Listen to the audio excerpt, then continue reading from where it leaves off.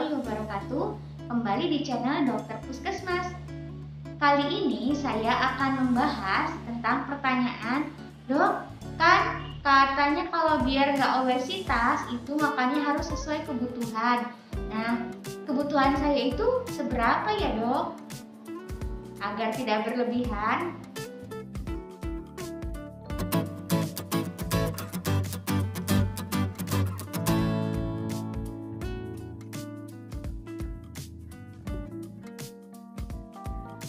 Kan tubuh kita itu perlu energi ya untuk menunjang kerja dari organ-organ tubuh kita, kemudian untuk pertumbuhan, untuk melakukan aktivitas.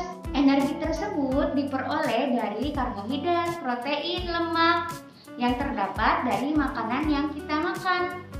Nah, satuannya itu biasanya dinyatakan dengan kilokalori atau KKL, atau di luar negeri biasanya pakai kilojoule kJ.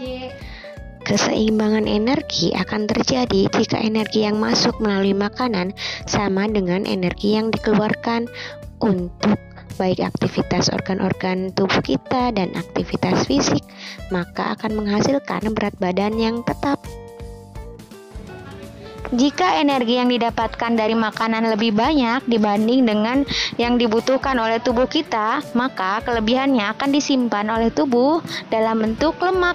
Nah, kondisi kelebihan asupan makanan yang masuk dibanding dengan kebutuhannya disebut dengan surplus kalori. Jika terus-terusan berlebihan, maka timbunan lemak itu akan menyebabkan seseorang tersebut menjadi obesitas. Apalagi kalau mager, malas gerak, aktivitasnya sedikit, makin cepat daya lemak-lemaknya tertimbun. Padahal obesitas sendiri menjadi faktor resiko untuk penyakit-penyakit lainnya, seperti infografis berikut dari Kemenkes. Antara lain serangan jantung, stroke, gula, hipertensi, dan lain-lain juga. Nanti mungkin tentang obesitas ini akan dibahas di video lain ya. Sebaliknya, jika asupan dari makanan lebih sedikit dibanding dengan kebutuhan energinya, maka ini disebut dengan defisit kalori. Saat defisit kalori, maka timbunan lemak-lemak yang di badan akan digunakan sebagai cadangan untuk memenuhi kebutuhan energi kita. Kalau yang mau mengurangi berat badan, maka defisit kalori ini yang digunakan ya. Tapi tidak boleh terlalu kurang juga untuk defisit kalorinya, karena organ-organ tubuh kita seperti organ-organ paru-paru butuh energi untuk bernafas, jantung butuh energi untuk berdetak, otak butuh energi untuk berpikir, dan organ-organ lainnya juga butuh energi juga untuk menjalankan fungsinya dengan baik. Jika terlalu kurang, maka akan bisa mengganggu fungsi kerja organ-organ tersebut. Nah, agar kita mengetahui berapa kebutuhan makanan kita agar tidak berlebihan yang bisa menyebabkan obesitas dan risiko penyakit lainnya, dan tidak kurang juga yang bisa menyebabkan gangguan fungsi-fungsi organ, maka kita harus tahu berapa kebutuhan energi atau kalori kita. Yuk kita mulai ya.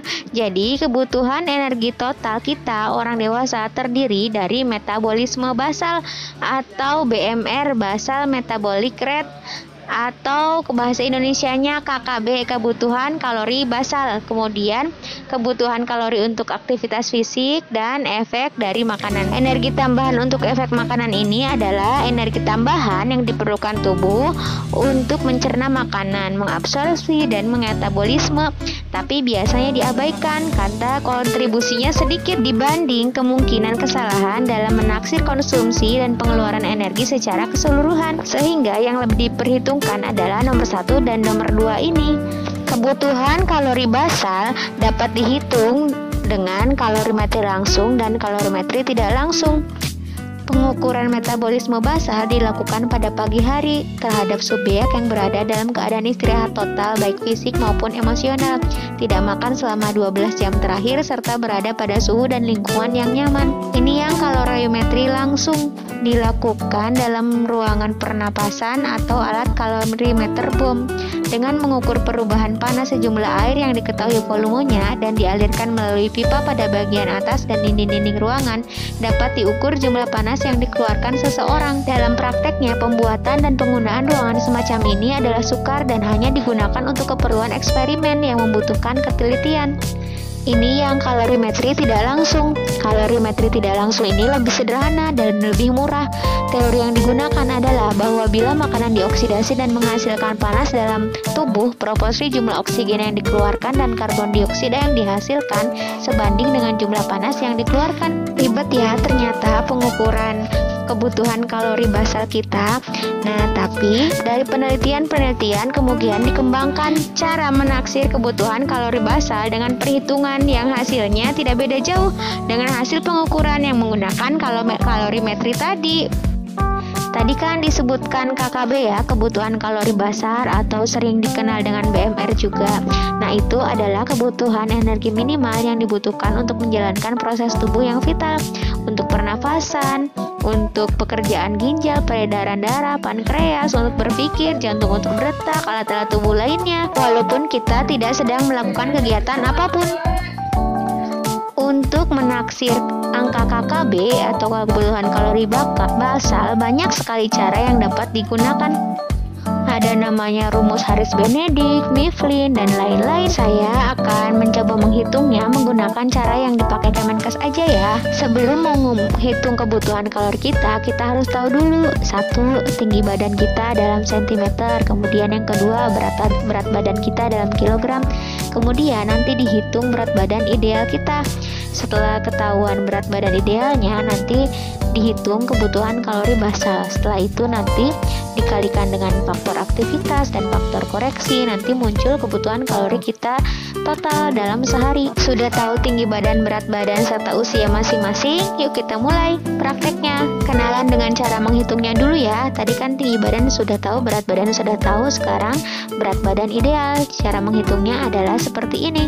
Tinggi badannya dikurangi 100, kemudian dikurangi lagi dengan 10% dari hasil tadi. Tinggi badan dikurangi 100. Kita lanjut dulu ya, nanti di akhir ada contoh cara prakteknya. Setelah tahu berat badan ideal, sekarang kita akan menghitung kebutuhan kalori basal. Kebutuhan kalori basalnya berbeda ya antara laki-laki dan perempuan. Kalau laki-laki, hasil dari berat badan ideal tadi dikalikan dengan 30 kilokalori. Kalau perempuan dikali dengan 25 kilokalori. Setelah kita menghitung kebutuhan kalori basal, selanjutnya kita akan menghitung kebutuhan kalori total. Kalau kebutuhan kalori basal tadi untuk energi yang dibutuhkan minimal untuk memelihara organ-organ tubuh. Kalau kebutuhan kalori total ini, kebutuhan kalori basal tadi ditambah dengan kalori saat kita beraktivitas. Ini cara menghitungnya. Jadi KKB tadi ditambah dengan persen dari KKB dikali dengan aktivitas fisik dikurangi persen dari KKB dikalikan faktor koreksi. Untuk aktivitas fisik ini terbagi menjadi 3, yaitu aktivitas ringan, sedang, dan berat. Kalau misalkan yang kantoran kayak gitu, paling itu termasuknya aktivitas ringan 10% nanti faktor koreksinya. Kalau ibu rumah tangga yang nyapu sendiri, mengerjakan pekerjaan rumah sendiri 20%. Ini ya secara lengkapnya bisa dibaca sendiri.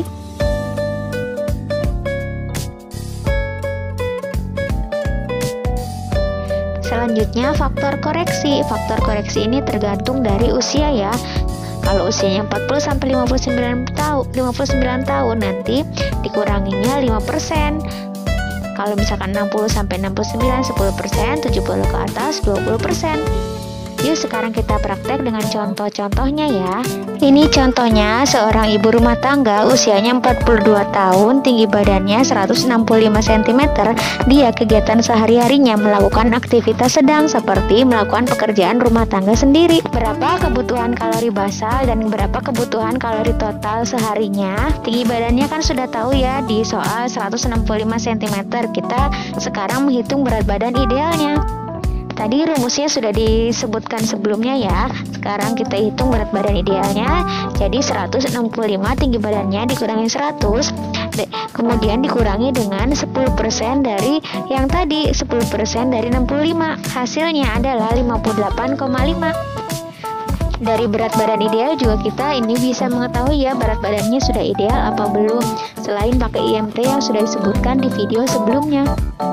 Kalau perempuan perempuan tingginya kurang dari 150 dan laki-laki kurang dari 160, maka berat badan idealnya cuma tinggi badan dikurangi 100 aja tanpa ada pengurangan 10% dari tinggi badan kurang 100.